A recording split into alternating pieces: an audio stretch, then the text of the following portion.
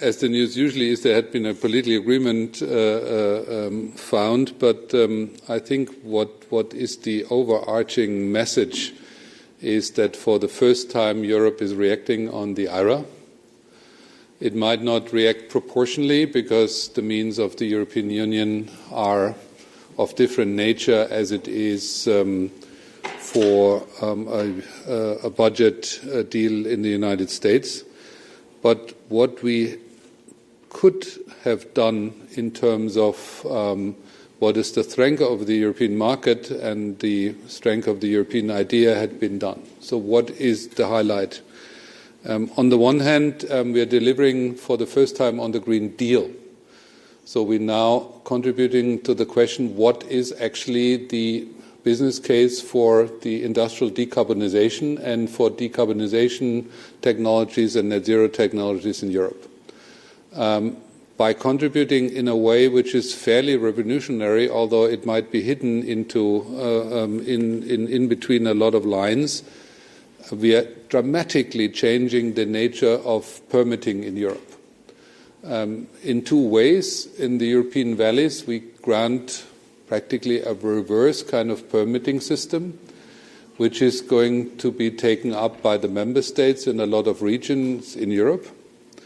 Then secondly, we are somehow reducing the permitting time in general terms for a number of net zero industry.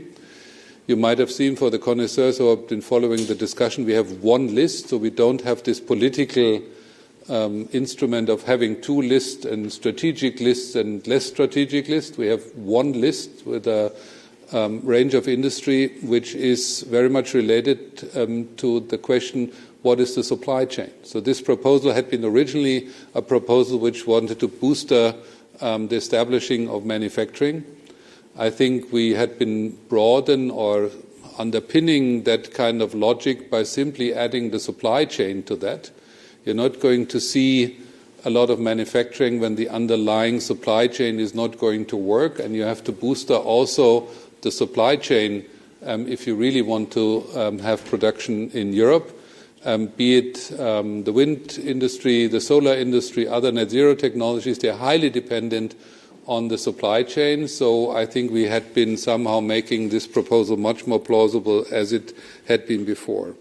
We had been including the energy-intensive industry, so I think that is also a signal that we want to help them in terms of decarbonization.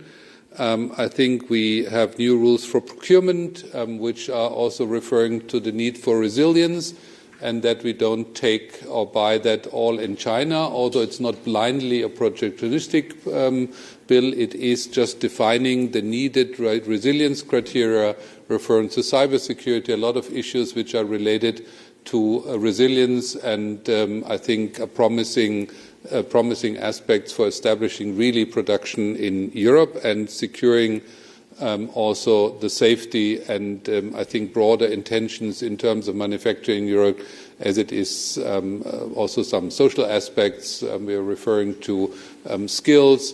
So I think that is now a round package, and for a first time a substantial answer to the question, what is in practically done for the Green Deal besides a regulatory framework. And I think it's even more important because you have to see that in the context not just of the IRA, you have to see that in the context of a lot of challenges we are going to see by competitors, specifically in China and the United States, but even more if you see that we are in the midst of a discussion this week about the 2040 targets.